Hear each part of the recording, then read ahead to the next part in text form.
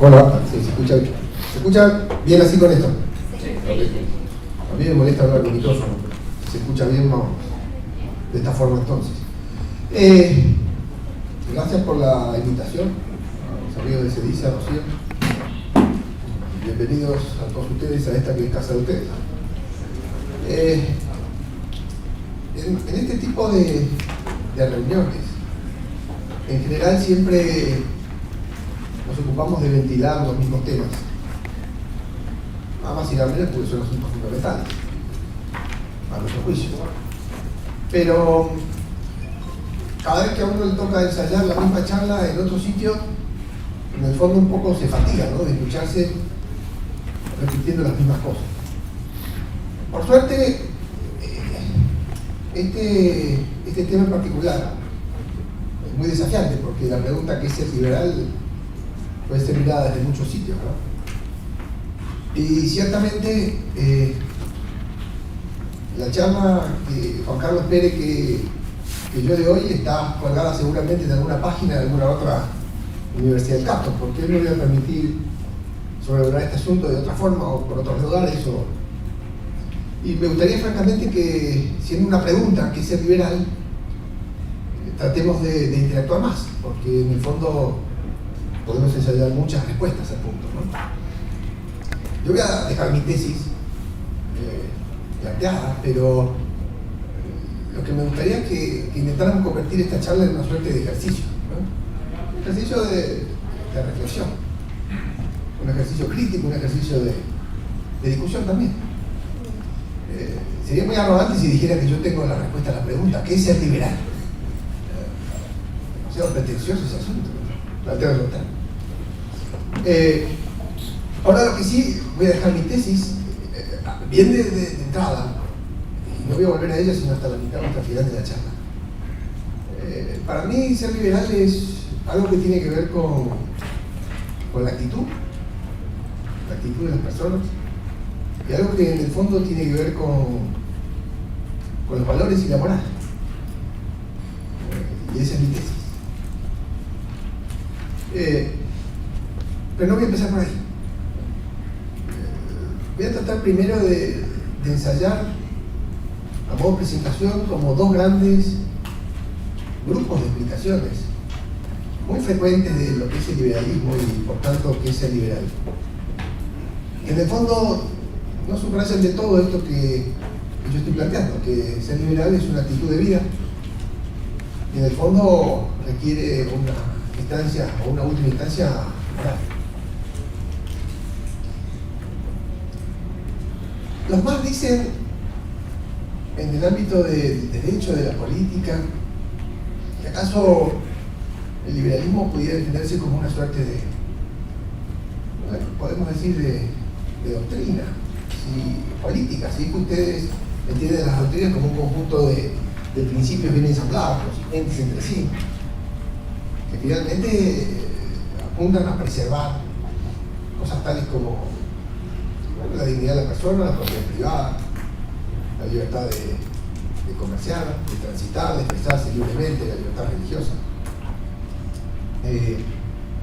Por supuesto, estas son las cosas que a nosotros nos gusta defender.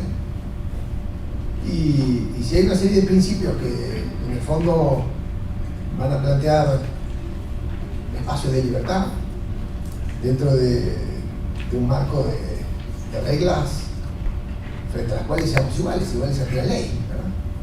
Y si además pensamos que esas reglas están por encima del capricho de cualquier persona, arbitraria además, en el fondo estaríamos dando espacio a esa visión muy difundida, ese conjunto de principios que podría decir es una suerte de doctrina liberal, si me permite un catecismo liberal que todos recitamos.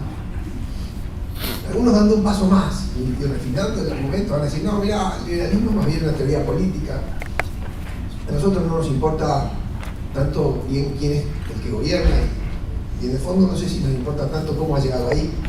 Lo que nos importa definitivamente es que el que gobierna esté limitado en el ejercicio del poder.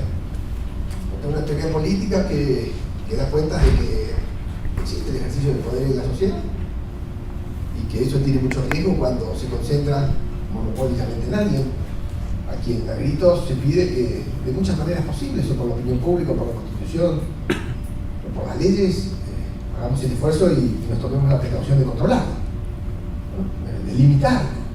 Y sobre todo si es que mejor, en vez de buscar grandes controladores o limitadores, pudiéramos fragmentar o dividir el poder de una manera tal que la política se convirtiera en un ejercicio de reconciliaciones continuas y no en tomas y dacas o en juegos de suma cero o en imposiciones. Entonces, los teóricos de la política también hacen un abordaje de liberalismo desde este punto de vista muy conocido. Y de ahí quieren dar un paso más allá y dicen, no digamos doctrina, tampoco digamos de teoría, es una filosofía política, eso es mucho más pretencioso. De fondo lo que nos inquieta a nosotros y nos preocupa es que las personas convivan en un marco, por supuesto, de reglas justas y de igualdad ante la ley, pero sobre todo para ir ganando gradualmente para todos y cada uno de nosotros mayores grados de libertad, porque en esos mayores grados de libertad, en esos espacios protegidos, desarrollamos nuestros propios planes de vida, que son nuestras aspiraciones felicitarias. Cada quien se va realizando de manera individual, conforme como mejor le vienen ganas sin molestar a nadie. Pero para eso hay que abogar por más tolerancia y más espacios donde la autonomía individual pueda ser la manera de que cada quien se realice como persona, ¿no? Entonces ya eso es más profundo, no es una teoría política, no es una doctrina. Y de fondo, todo este conjunto de explicaciones dan vueltas alrededor de las reglas, de lo que Ernesto ayer llamaba las reglas del juego, ¿verdad? Y de las constituciones y de las leyes, y por qué no también del gobierno, de la política, de los límites y del poder, de las garantías constitucionales y tal cual. Y esto es una manera de entrar al tema. Entonces van a tener una tremendísima bibliografía, que por supuesto abarca todos los clásicos, sobre cuestiones tales como el gobierno, el límite del gobierno, las funciones del gobierno, la universalidad de las reglas, el carácter abstracto que deben tener, etcétera, etcétera, etcétera. Bueno, este es un abordaje posible. Ahora, dentro de un conjunto de reglas que preserva esos grados de autonomía de las personas y les asegura propiedad privada y la libertad para intercambiar, y dentro de un marco de reglas de fair play, naturalmente se da cabida a todas las interpretaciones económicas, porque en ese marco normativo es donde florecen los mercados. Y hablamos ayer de los mercados y vamos a seguir haciéndolo hoy, mañana y pasado. Y en el fondo, eso sí que es una maravilla, ¿no? Una maravilla de orden espontáneo, una maravilla que debería fascinarnos, porque, como ayer creo Juan Carlos habrá explicado, no llegué tarde, en 200 años de funcionamiento más intenso y más abierto de los mercados se ha conseguido generar riqueza de una manera inusitada como nunca antes, ¿no? Y de las pruebas uno se remite fácilmente diciendo, bueno, la gente promedio vive 80 años, 75, 80, 85, empieza a trabajar más tarde, porque claramente la gente empieza a trabajar más tarde, a los 20, a los 18, a los 20 y algo. Los Peter Pan trabajan a los 30 y quedan colgados de sus papás, no se laburan nunca. No, entonces, dice, bueno, pero no, hay gente que trabaja. Bueno, no, en la época de mi abuelo todos los niños trabajaban. Mi abuelo se levantaba al campo y su papá, que lo quería mucho, sospecho yo, lo llevaba a ordeñar a las 5 de la mañana con 5 grados de temperatura en la montaña. Y eso no es que no lo quería, pero era la manera de sobrevivir, ¿no? Entonces, los niños hoy pueden tener una infancia a veces más relajada, mayoritariamente más relajada, y no solo por las vacunas, sino porque empiezan a trabajar más tarde. Y además están las pretensiones de que la gente se jubila antes de morirse. Que me queden unos 20 años para mí, o 30 sin trabajar, y en el fondo si la gente vive 80 años y trabaja 30, y en el fondo en vez de trabajar 16, 18 horas por día, trabaja apenas 8. Y claro, en 200 años ha cambiado mucho el modo de vivir, y eso es gracias a que se ha generado mucho más riqueza. Y aun cuando la población ha crecido, no sé, ayer seguro Juan Carlos explicó, de 800 millones en 1800 a 6.000, 7.000, 8.000 millones ahora, y que la gente vive mucho más, aún así las necesidades se satisfacen enteramente, mucho más completamente. Y eso hace falta solo mirar los grados de insatisfacción que tenemos hoy y los grados de exigencia de insatisfacción, y nos damos cuenta que nos quejamos de llenos, ¿verdad? Cualquiera cambia el control de la televisión y se pasea por 80 canales, y cuando termina de pasar todo dice, viste que no hay nada para ver. Es curioso, ¿verdad?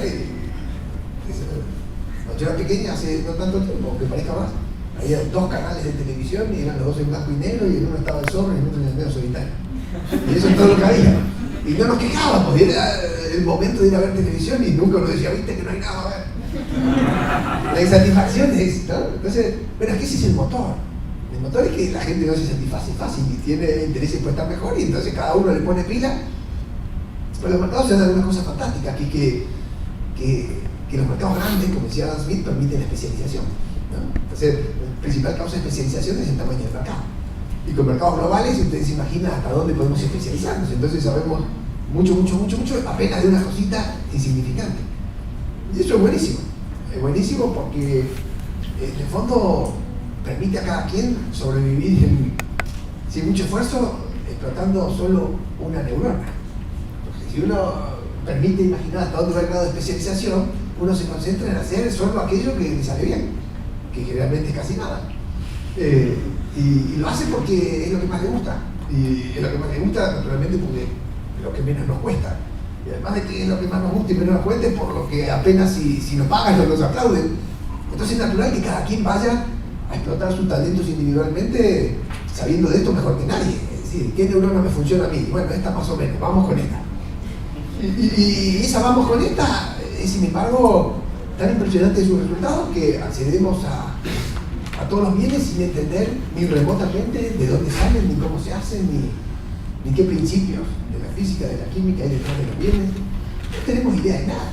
Y cada quien haciendo su pedacito, en el fondo, transmite bienestar y conocimiento a todos los demás, porque la civilización occidental, el conocimiento se pone a disposición de todos y la riqueza que se genera también, de una manera infernal. Entonces, nosotros tenemos cierta tara para reconocer por qué los mercados son tan maravillosos, ¿no?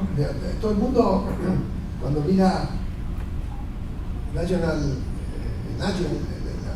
televisión, o Animal Planet, se fascina del mundo de las abejas, de las hormigas y de los elefantes, y todos los videos son iguales, ¿no? Qué maravilla, cómo las reinas en la miel, qué extraordinario, y cómo las abejitas trabajan y el sándalo, ¿no? Y luego mira, todo eso, qué impresionante. Eso es nada comparado con el mercado. La gente se impresiona en las hormigas, cómo hacen las hormigas, ¿no? El pasillito para abajo, y cómo hay hormigas que llevan la cosa, y hay otras que son guerreras, y hay... Es fascinante el mundo de la hormiga, una huevada la hormiga. Comparado con un mercado, no tiene nada de fascinante. Lo que es fascinante es que nosotros accedamos a satisfacer nuestras necesidades de mayor manera para vivir 80 años en vez de 30, para trabajar la mitad y solo 8 horas, y todo esto gracias a la pequeña fracción de conocimiento que cada uno y que pone a disposición de los demás en un sistema coordinado que se llama mercado. Y eso es fascinante, 1000 veces más fascinante que si los elefantes son matriarcales o qué. ¡Qué fascinante! Es lindísimo. A ver, están buscando la caja negra del avión malayo, pero parece que no, que es una orca que tiene el sonido, y las orcas del norte, las Shetland del norte, tienen un lenguaje distinto de las orcas de las Shetland del sur. Es maravilloso. No es comparable con el mercado eso. Es comparable. Cada bien que tenés en la mano está hecho con insumos de muchos lados y coordinados por millones de decisiones de mucha gente que no se conocen entre sí, a través de un sistema de precios. Eso es fácil. Ok, entonces es muy sencillo, después de semejante maravilla, que las personas a quienes nos gusta la economía utilicemos eso para decir, che, ¿no te das cuenta que acá está la causa de la generación de riqueza? Acá está la clave. ¿Y por qué en el fondo hay que propiciar la libertad de los mercados? Porque tiene los mejores resultados. Es útil a los fines de todo tratar de organizarnos de esta manera, con estas reglas, para que los bienes fluyan en mayor cantidad, para mayor cantidad de gente, y entonces el estándar de vida y el confort de la mayor cantidad de gente aumenta. Bueno, esta visión del libre mercado se ha casi impuesto, ¿verdad? Es decir, casi el liberalismo tiene que ver con el libre mercado, y hay toda una gran cantidad de la doctrina que se la pasa escribiendo porque los mercados son buenísimos, que es verdad, pero no es lo único relevante. Y no hay otro sistema más eficiente que este, no es verdad, pero no es lo único relevante. Entonces, parece que ser liberal es ser libre mercadista. Y esa es una segunda explicación que tiene muchos adeptos, pero a mí no me satisface en todo. ¿Okay? No es la tesis que vengo a plantear. Entonces, ¿qué es lo que vengo a decir? Que por estas dos ventanas que es importante entrar, que son las ventanas de la norma, de la política, del derecho, de la justicia, de la eficiencia, de la utilidad, hay muchas explicaciones posibles a qué significa ser liberal, y de eso les encontramos todo el tiempo en nuestras argumentaciones y en nuestras propias argumentaciones. Pero para mí hay una cuestión última, mucho más relevante que esta, que tiene que ver con la actitud de vida de las personas y cierto compromiso moral último. Y para mí eso es lo más relevante, no todo esto que dije antes. Para mí, esa es la tesis que quiero compartir con ustedes o que puedo discutirlo. Ahora, planteado el tema en estos términos, sí me parece bien interesante subrayar algo que me gustaría que genere cierta provocación, ¿no? Y es una pregunta, porque en el fondo todos los que estamos aquí al frente estamos para hacer preguntas, o para transmitir las preguntas que a nosotros todavía nos dan vuelta en la cabeza sin tener claro cómo se abordan, cómo se enfrentan, o qué mejor teoría puede aclararla. La pregunta que quiero dejar es si la libertad es una idea, o la libertad es un sentimiento, o la libertad es un valor. Y a mí esa pregunta me parece capital. Y muchos autores todo el tiempo pareciera que es la misma cosa. Y que cuando hablan de ideas están hablando de sentimientos, y cuando hablan de sentimientos están hablando de valores, y en realidad no son la misma cosa. No es lo mismo una idea que un sentimiento con valor. No es igual. ¿Están ustedes en condiciones de precisar la diferencia entre una y otra? Venimos acá a defender la idea de la libertad. Ok. ¿Y se agota ahí el tema? ¿O se puede profesar amor por la libertad? Se puede tener una sed, un sentimiento muy hondo, muy profundo, una necesidad de libertad, más allá de entender lo que es la libertad y de la idea de la libertad y los beneficios de la libertad. Y un sentimiento es necesariamente un valor, o es simplemente una manera medio entre instintiva y apasionada de sentir algo que nos fluye, nos emerge, a veces nos atormenta, nos apasiona. Este punto me parece crucial, al menos para el planteo, no para dar la respuesta, ¿no? Pero a mi manera de ver, la libertad es un sentimiento moral, que no es lo mismo que un sentimiento. El sentimiento moral es un sentimiento informado por la razón, es decir, trabajado y pulido por la idea, un sentimiento que nos habilita una manera de sentir después de haber entendido de qué estamos hablando. Porque a medida que uno va entendiendo, va cambiando la manera de sentir. Cuando uno está muy asustado y luego piensa y entiende por qué, dice, no tenía que estar tan asustado. La razón en el fondo ayuda a eso, a que templemos, a que mejoremos, a que repetiremos el sentimiento. Ahora, también es cierto que sin estos sentimientos a veces la vida sería muy amarga, porque es lo que nos apasiona, lo que nos mueve, lo que nos llama, lo que nos motoriza. Es como ignorar que tenemos un amor por la libertad. Los liberales. ¿Y qué es un valor? Algo que luego de muchas pruebas y de muchos ensayos y de muchas experiencias se ha instalado a través de una manera de hacer las cosas, individual o plural. Porque las normas son regularidades de comportamiento y nos comportamos de alguna manera, encontramos una forma de hacer las cosas, descubrimos que eso nos parece apropiado, nos resulta adecuado, luego se transforma útil, la gente la imita, la copia, se instala, se amalgama, y luego las normas que son maneras de proteger los valores. Porque esto sirve hacerlo así, porque esto creemos que vale, y porque así lo sentimos en el pecho, y porque además creemos que es lo correcto. Ahí nos quedamos complacidos por todos los lados. No, pero esa diferencia la quiero dejar ahora al menos planteada, porque no me parece que sea. Ahora, me gustaría ir al asunto, al segundo asunto, que es el dilemático, en esto de cómo se consiguen esas normas. ¿Cómo se consiguen amalgamar o instalar, o experienciar o vivenciar esas normas que luego permiten el respeto recíproco de las personas y la convivencia en un orden más armónico, donde se está claro qué es lo que se entiende ahí por justo y el respeto de la propiedad de la gente, pero la persona de la gente, y la manera de pensar de la gente, y la manera de profesarse religiosamente de la gente? ¿Cómo se consiguen esas normas?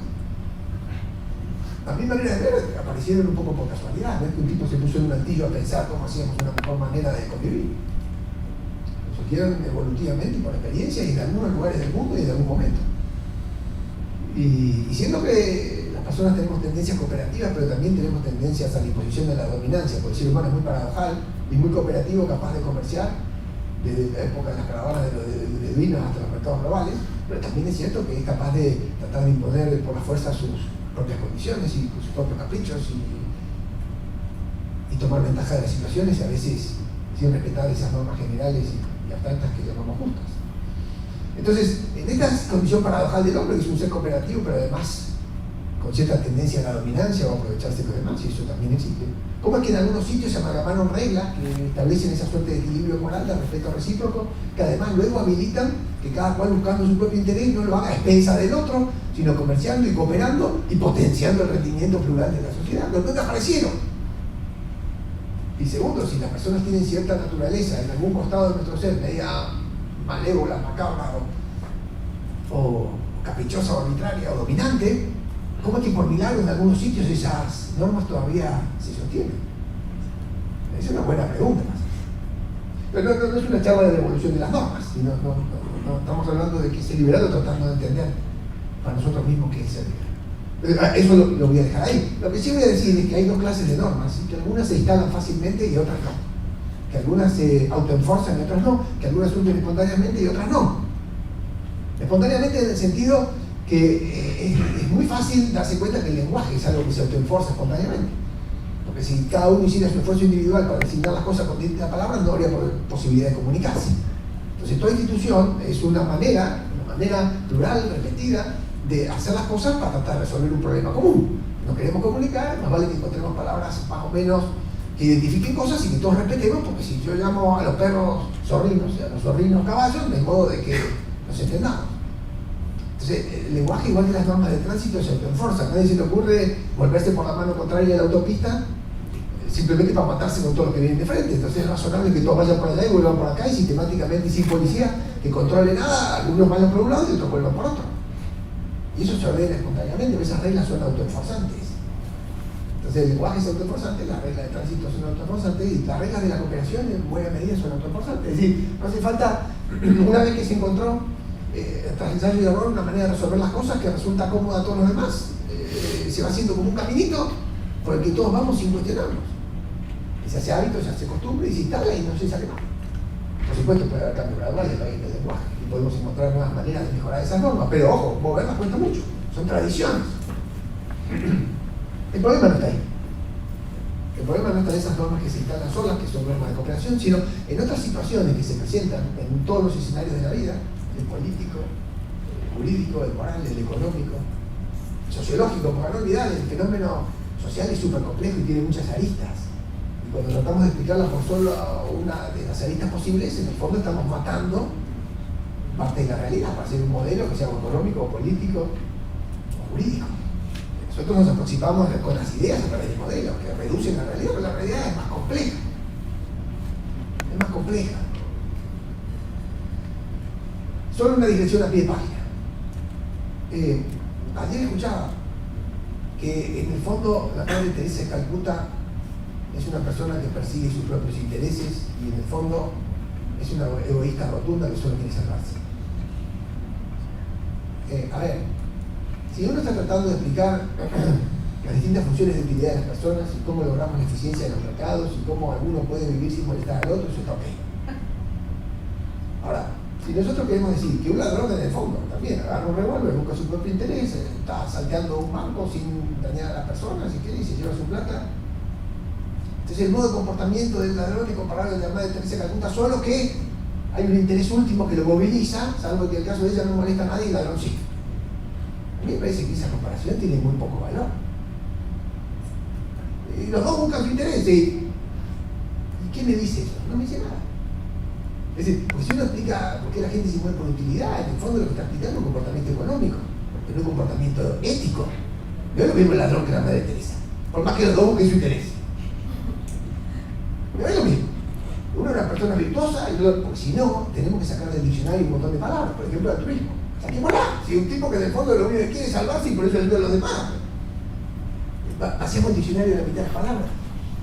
Entonces, en un diccionario económico tal vez altruismo no tenga que ver porque es una función de utilidad, pero en un diccionario de la vida es imprescindible distinguir el altruista o no. O porque eligen a los amigos ustedes, por las ideas que tienen. O los eligen también por la manera de sentir que tienen. O por las actitudes que profesan. Es lo más importante de la vida, que es elegir los amigos, o elegir la cosa para casarse, o cómo criar los hijos, que solamente los que piensan parecido no. Y los que sienten parecido no cuentan.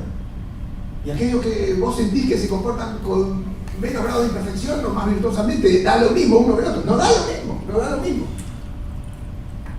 O sea, para explicar el funcionamiento de los mercados posiblemente sí, pero para explicar la vida no.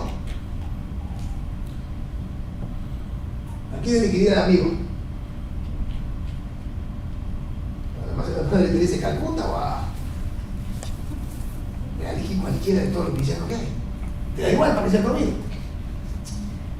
Entonces, cuidado con los reduccionismos, porque la vida es mucho más compleja que una variable. Y eso es tratar de explicar todo del lado de la economía, lleva a entender bien la economía, pero no el resto de las cosas. Entonces, me vuelvo de la nota de pie de página. Y quiero decir que hay situaciones en las que esas cuestiones esas reglas o esas regularidades de comportamiento, esa manera de resolver las cosas, no se acomodan solas. Yo puedo abstenerme de tirar un papel al suelo, pero yo no estoy seguro que todos ustedes no lo harán. Y si estamos compartiendo un salón, el salón puede estar sucio y yo me abstuve de tirar un papel al suelo, pero ustedes a lo mejor no. En cambio, cuando hablamos, yo estoy seguro que digo perro y ustedes entienden perro.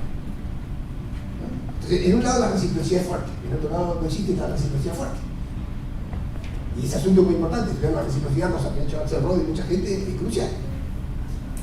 Ahora, sabemos que hay gente que estaciona en doble fila en los colegios, por poner un ejemplo muy sencillo, y que entorpece el tránsito. Y él gana un poquito de tiempo, o bastante tiempo, en perjuicio infinitesimal de todo lo demás. Es decir, un segundo que paro acá, si yo tengo que estacionar a 7 calles de acá, ¿qué te hace a vos un poquito de demora si a mí me resuelve un problema tan grande? Esa lógica existe todo el tiempo. Ahora, que uno estacione no quiere decir que el otro no estacione. Y en el fondo, ¿qué tenés que hacer para que no estacione? Pararte al lado y decirle, mira, en vez si no estaciones más acá.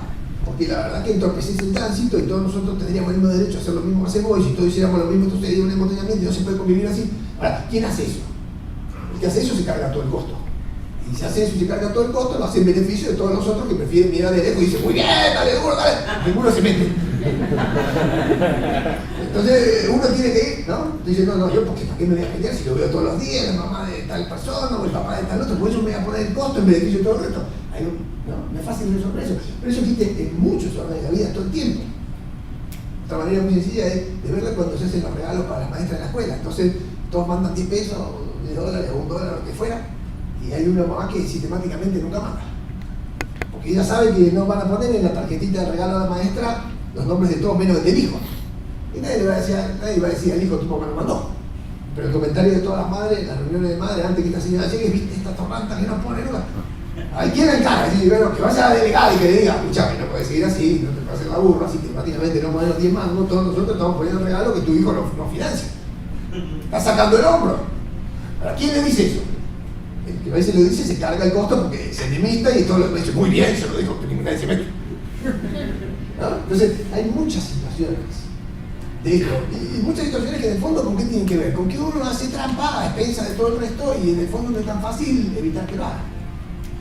Y hay un dilema de prisionero ahí, no sé si entendemos la prueba, y dice, bueno, ¿quién se hace? Entonces, a partir de esta cuestión, dice, bueno, pero entonces pongamos una suerte de policía interno del orden. Hay alguien que en representación de todos se lo tiene que decir, pero no porque se llame Carlos o Juan o Pedro, sino porque está representándonos a nosotros y el policía del sistema.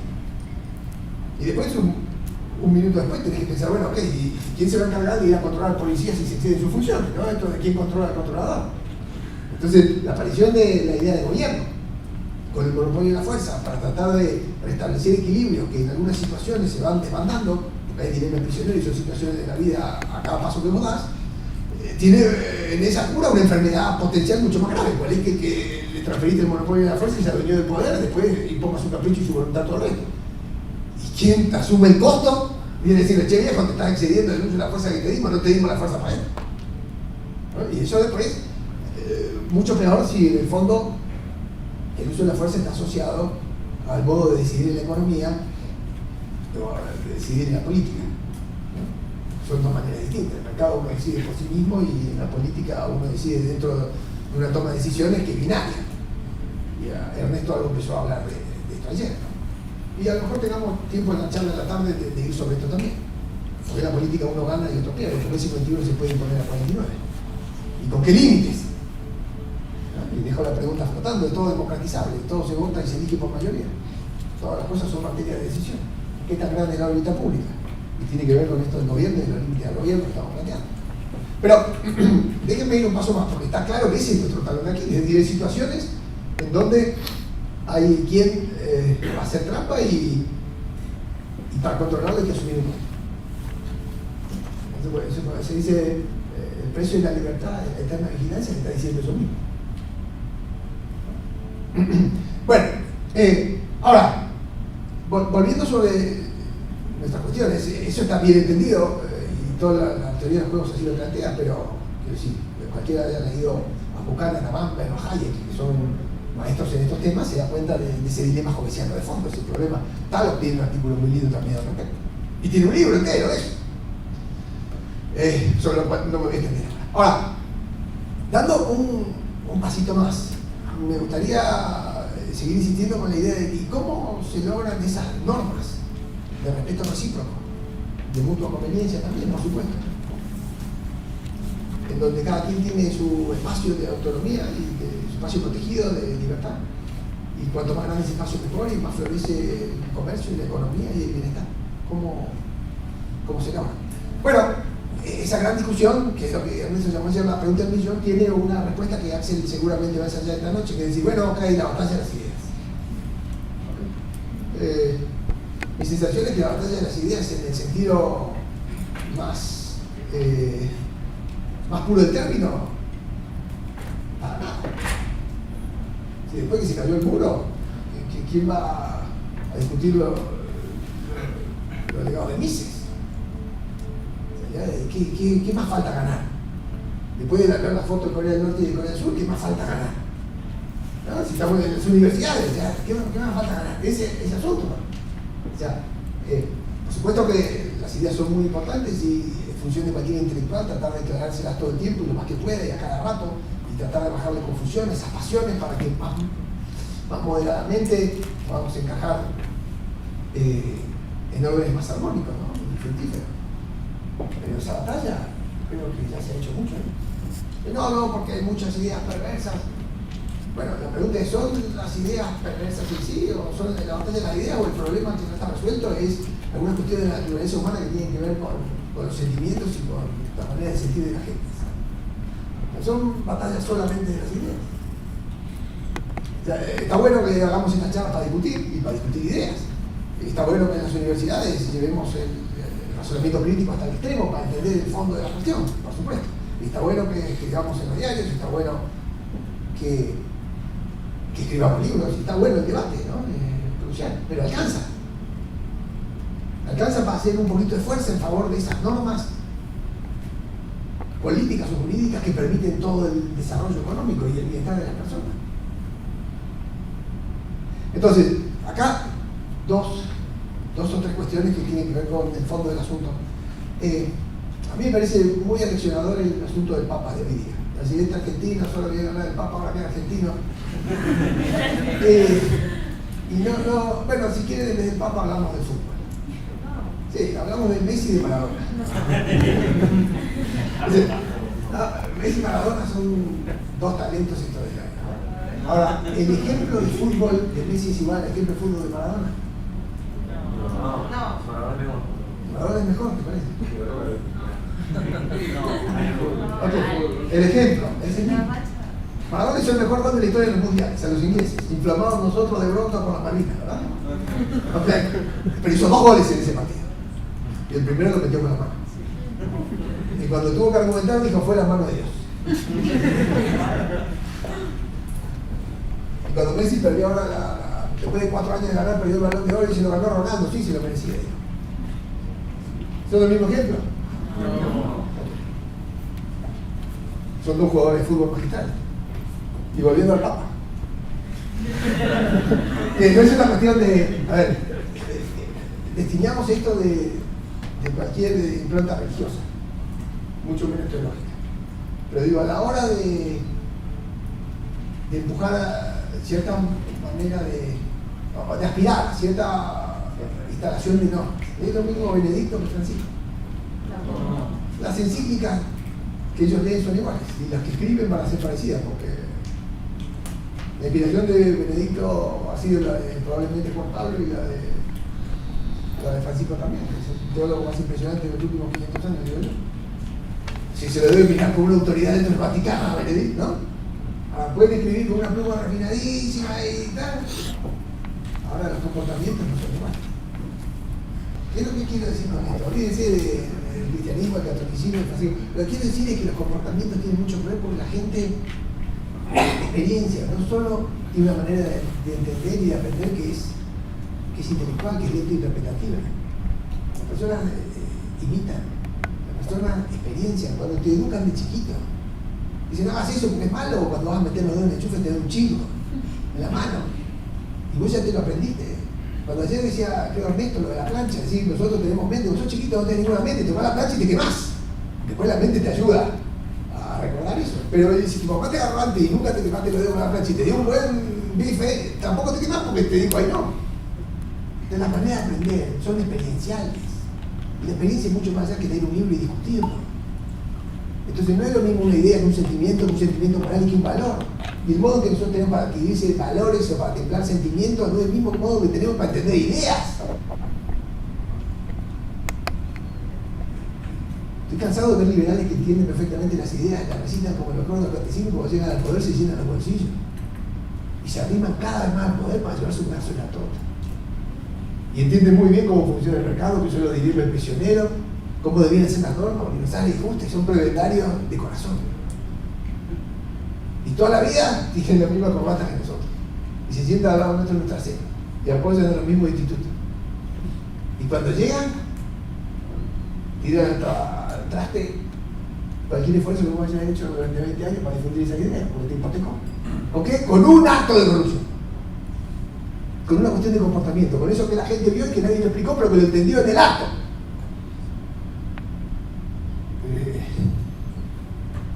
¿Qué es el liberalismo? Bueno, es tener una idea del Estado de Derecho, el uno, no, tal. Sí, ok. Que los mercados son más eficientes, libre mercado. Sí, ok.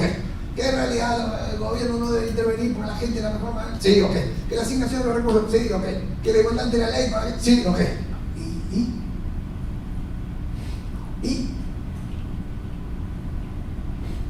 ¿Y alcanza con eso?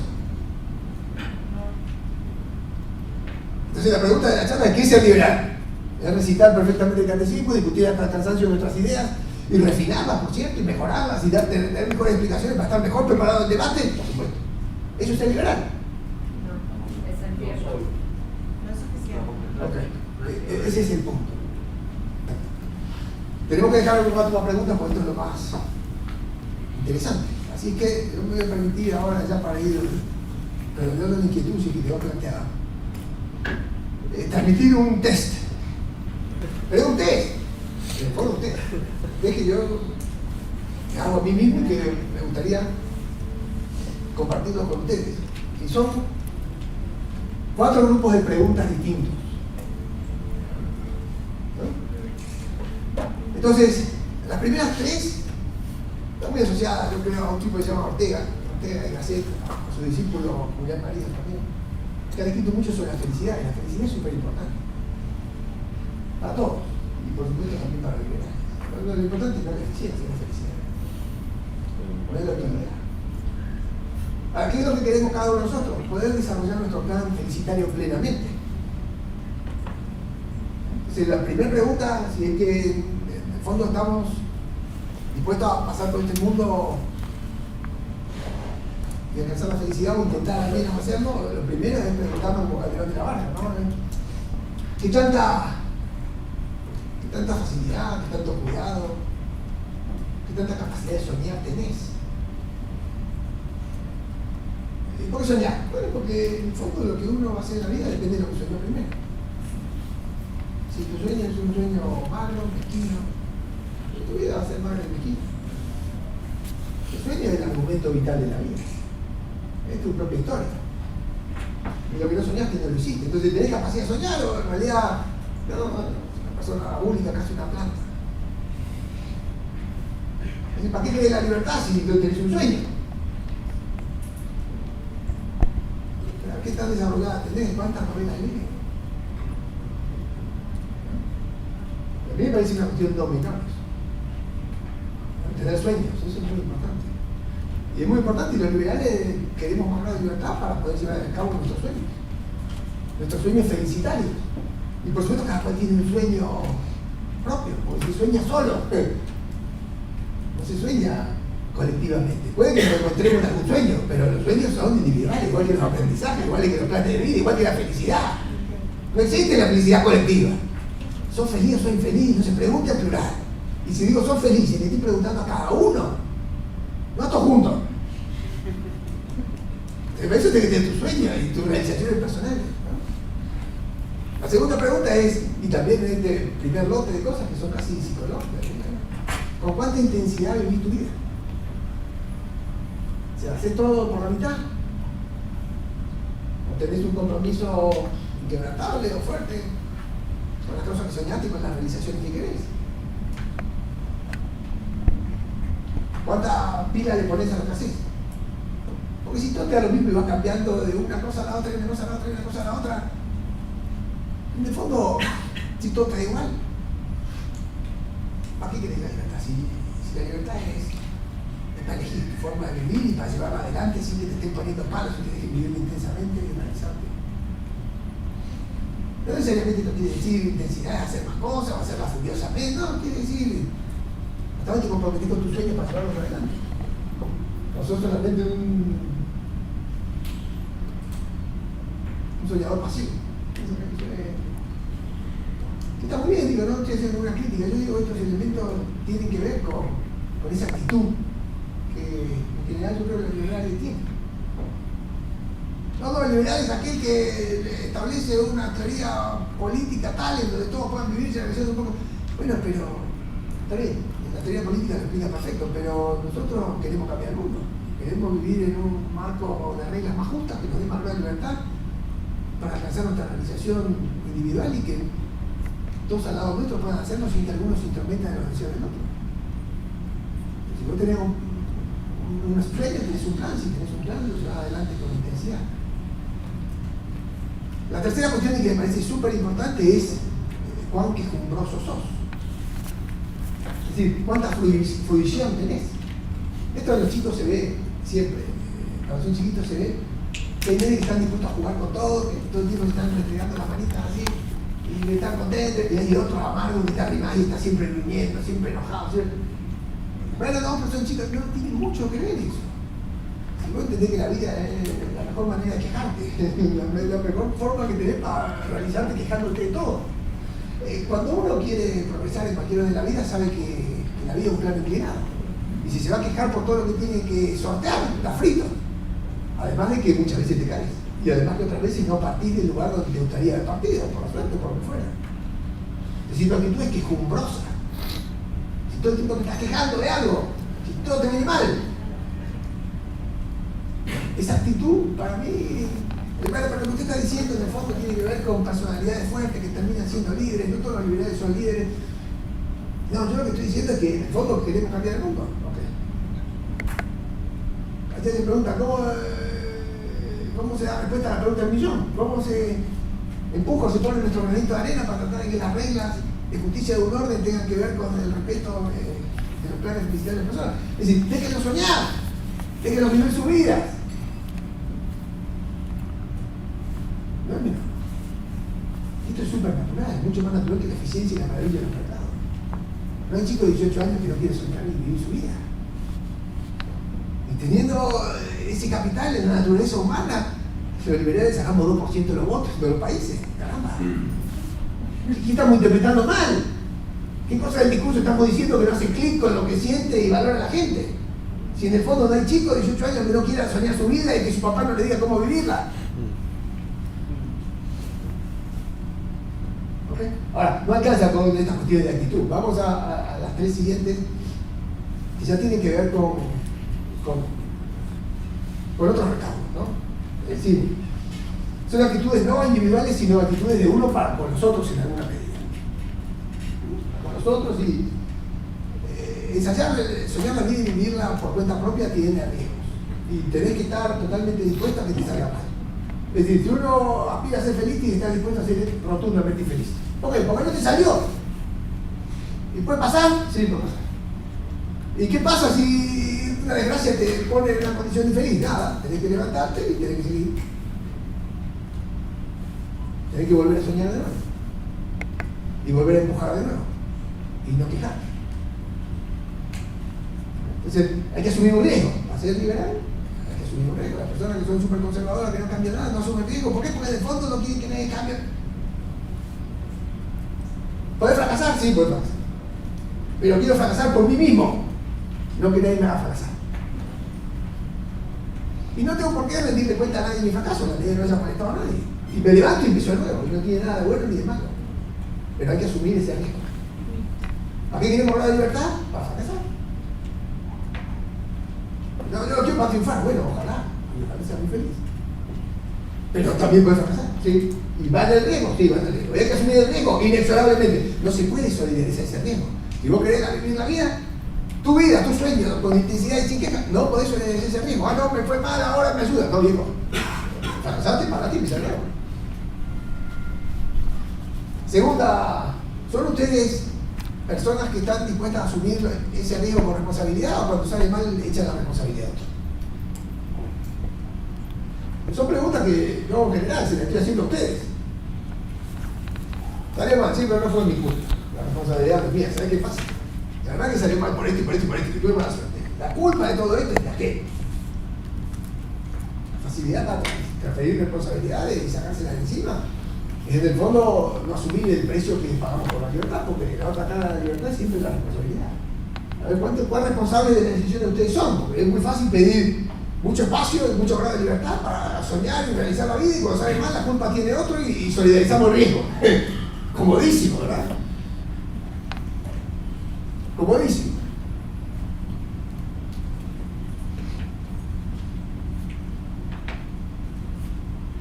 ¿Cuánto pesa en un escenario de fracaso o de éxito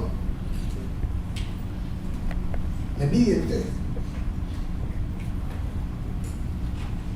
O sea, ¿cuán largo y al fondo pueden mirar por ustedes mismos? Son esas personas que van mirando con el rabillo del ojo, siempre pendiente de lo que pasa acá al lado. Y guarda que no te saque un tranco de pollo porque ahí mismo hay que taclearlo. Si son capaces de soñar su propia vida, de hacer el papel protagónico de su propia vida, o se conforman con cualquier papel de reparto. Y si otro tiene un mejor papel, ¿qué? Soportan que otro tenga mejores papeles, aunque le vaya mejor. Si las personas que no sueñan, que no viven intensamente, que se van quejando todo el tiempo, que no asumen el riesgo de ser infelices, que no asumen la responsabilidad y que son envidiosos, tienen menos chances de ser liberales. Es una cuestión de actitud, todavía no tiene la cuestión política, ni la norma, ni la cuestión, ¿no? De actitud. No alcanza con la actitud porque convivimos. ¿No? Y las tres que siguen, que son el tercer lote de preguntas, tienen que ver con esta cuestión de la convivencia. O sea, ¿quién sos vos en el mundo? Y para mí eso es lo más importante del mundo. Ok, ¿y para todo el resto? No, algo insignificante. A ver, naturalmente, a partir de instinto de supervivencia, cada cual tiende a gobernarse a uno más que al resto. Y esa es la esencia de los conflictos y de las facciones. Por eso el interés propio, sin regla de justicia y desbordado, es beneficio mío, pero perjuicio tuyo, eso es su vacío. ¿Por qué? Porque es natural que la persona tenga un instinto de supervivencia que luego se arraigue y decir, mirá, esto para mí, esto para mí. ¿Por qué? Porque yo valgo más que todo. Es una Argentina de mano que estamos perfectamente bien. Ahora, ¿qué es lo que quiero decir con esto? Es que vos tenés que moderar esas pasiones. Tenés que moderar ese, no sé si se llama egoísmo, esa palabra trae muchos problemas, ¿no? Pero esa cuestión desaprensiva. Es decir, soy yo y quiero todo el grado de libertad para mí a expensas tuya. Uno es uno más en el mundo. Por supuesto, importantísimo y repetible. Pero uno más. Y además, lo que conocemos, el mérito. El mérito creo que es una palabra difícil, pero la correspondencia entre lo que hacemos y lo que recibimos es totalmente desproporcionada. Si vos querés tener una correspondencia entre lo que vos sos capaz y lo que recibís, andate efectivamente a una isla y fijate todo lo que vos podés y fijate todo lo que vos recibís. O sea, para darse cuenta de Occidente, tenés que darte cuenta que la libertad permite la cooperación. Que vos solo valés para vos mismo de manera autónoma lo que valés para vos en medio de la selva en una isla solo. O sea, nada. te valés de tu propio conocimiento, te asistís hasta donde tu conocimiento y tu fuerza te permitan, la languideces por la escasez de todos los recursos que tenés y de la poca forma que tenés aprovechando, y sos una larva, no existís. Entonces, no se puede un mundo sin los demás, porque es un mundo de cooperación. Por supuesto, con reglas de justicia que hagan que bajen el conflicto, y que permitan que cada cual explote de mejor manera los talentos, y que se los traspase a los otros a veces sin querer. Más invisible. Pero es muy importante saber que uno le va bien o muy bien o mal, pero con una neurona, y es una. Y que no hay una sola inteligencia posible, sino múltiples. Y que hay mucha gente es inteligente para distintas cosas, y que en la inteligencia de cada uno de ellos está el ensayo, la prueba y el error de descubrir nuevas maneras de hacer las cosas, que es lo que nos dan finalmente riqueza a todos. ¿Qué es eso de creerse por encima de los demás? El liberalismo está pensado para gente de a pie. El liberalismo viene a derrumbar a los agresores. El liberalismo es básicamente humildad. ¿En qué lugar estás en? Arriba de la pirámide vos solo y capaz de entender vos solo lo que pasa y el único de llevar adelante las cosas. ¿A quién le gana? ¿A quién le gana? A ver si te crees que todo lo que vos tenés al alcance de tu mano es por obra de tu materia gris, de tu esfuerzo. Vivís de UPA, igual que todo el demás. Pensar que todos 200 años de civilización occidental son méritos de quién? De grandes descubridores que se creen héroes. No. Cuando uno baja sus instintos más impositivos y más despreciativos para el resto, va a encontrar un espacio para la regla de justicia. ¿Qué es una regla de justicia? Es, en el fondo, comportarse regularmente de manera moderada para dar cabida al intercambio cataláctico en todas sus formas. De respeto por respeto, de bienes por bienes, de sentimiento por sentimiento, por intercambio de sentimientos. Esas son las normas de justicia, si no son autorrestricciones de todos y cada uno de nosotros en favor de los demás. ¿Qué es la principal norma de justicia del orden? ¿Cuáles son? No matar, no robar, no estafar, no vulnerar la palabra empeñada. No, ¿qué son? Son restricciones. ¿A qué? A grados de libertinaje, digamos así, o de libertad extrema que no considera la existencia del otro. Lo paso por arriba, lo piso.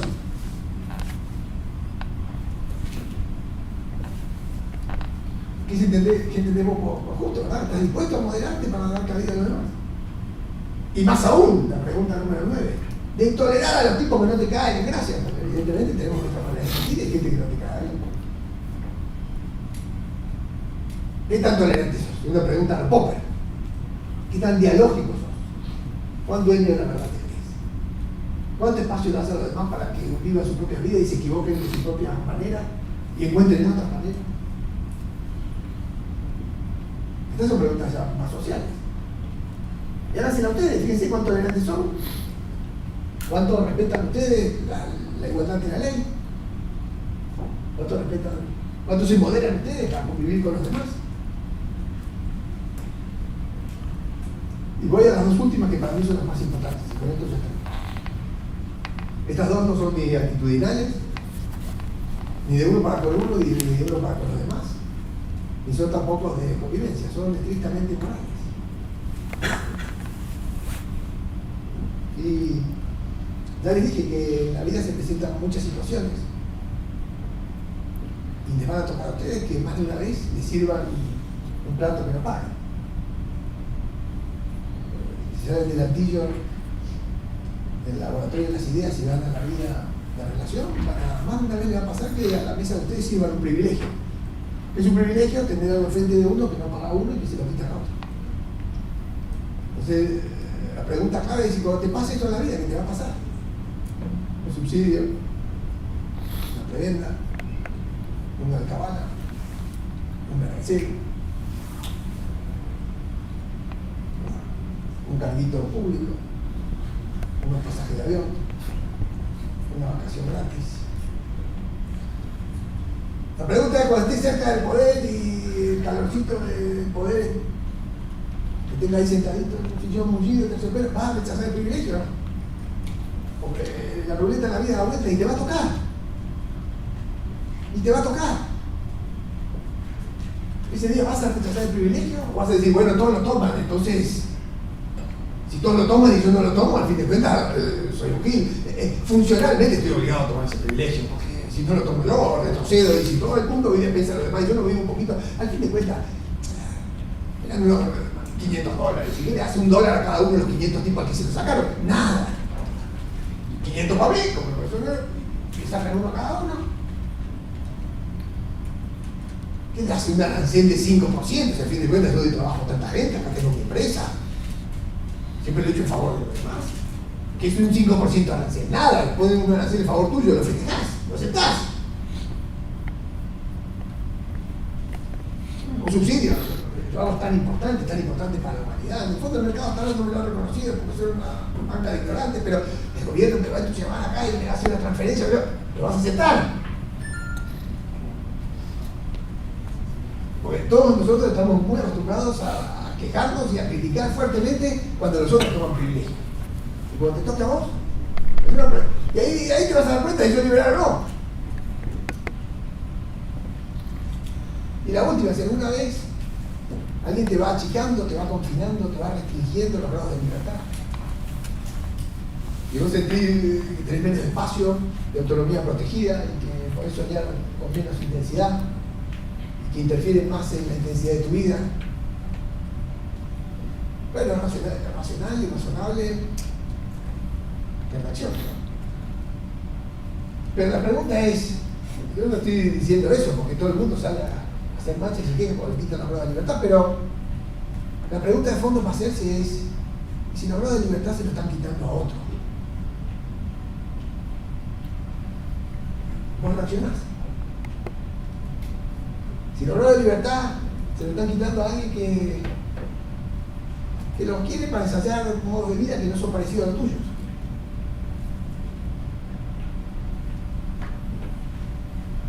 Las marchas del orgullo gay, por ejemplo, de tantos, no sé. Van queriendo que le dejen vivir su vida, su modo y tal, ¿no? No, yo me da lo mismo, por fin de cuentas, no soy gay, soy intersexual, ¿no? Ese tema no es de mi incumbencia. No te estoy preguntando qué haces vos cuando vos sentís más confinado dentro de reglas que te obligan a vivir la vida como los otros quieren. Y te parece caprichoso. Te estoy preguntando qué haces vos cuando eso le pasa de al lado tuyo.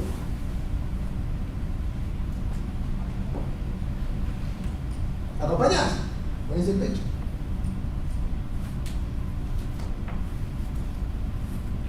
Entonces, cuando se pregunta qué es ser liberal, bueno, no hay una respuesta para esto. Es un tema bien complejo. Ahora lo que quiero decir es que estas dos últimas preguntas son las más importantes. Porque si ustedes prestan atención, al rechazar el privilegio propio, cuando nadie se da cuenta de que vos te podés llevar lo de los demás, nadie te condena por eso además, vos lo que estás haciendo es un acto supererogatorio. Supererogatorio se dice algo por arriba de la media, por la meta blanca. Algo que da ejemplo. Algo que luce virtuoso, porque está arriba de los estándares de justicia vigente. Todos agarran el privilegio, este no. Entonces, ¿qué hay? Ejemplo. Ejemplo. Y eso alecciona mucho más que a lo mejor una página bien escrita. Pero la gente imita ejemplos.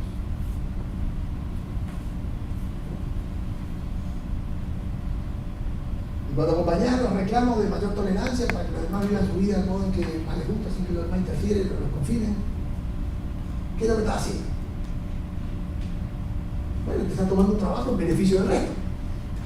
Pero como no es que las personas actúan por interés propio, te estás queriendo ganar la santidad. Pero esa categoría que ayer desechamos por un rato no tiene ninguna importancia, esto así, da todo igual, no da igual. No da igual.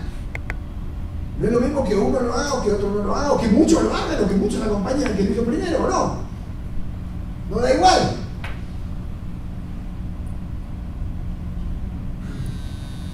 ¿Cómo se hace para vivir en un lugar donde haya más grados de libertad y reglas más justas?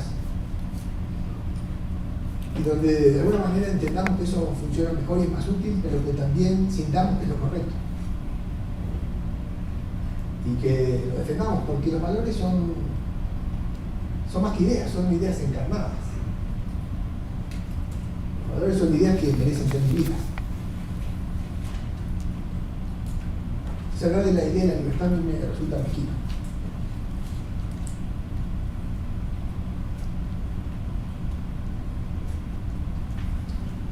tengamos preguntas que respuestas, como ustedes se dan cuenta, y a lo mejor lo que está bueno es que quede abierta la pregunta. Es el liberal. Que las repliquen en la cabeza de ustedes mucho tiempo y a lo mejor ustedes se hagan su propio texto. Y encuentren más preguntas últimas y mejores respuestas. Y cuanto mejores respuestas tengan, van a templar la manera de sentir y van a encontrar una manera de vivir la vida que va a cambiar la vida de los otros. Sí, pero el cambio de esto, esa pregunta de misión es que el cambio de eso pasa porque cada uno de nosotros ponga $1 para juntar ese millón. Sí. Sí. Pero es un tiempo largo. Sí. Pero mucho peor sin el compromiso. 2 minutos, ¿vale? Sí, ya. Estoy obligado a terminar con la madre Teresa de Calcuta. Cuando le preguntaron a la hijita si ella creía que con su prédica y con su amor iba a cambiar la humanidad, y le dijeron, oiga, ¿usted no siente que es una gota de agua en el océano? Entonces se paró y dijo, oiga, joven, ¿y el océano sería igual sin esa gota? Esto es lo mismo.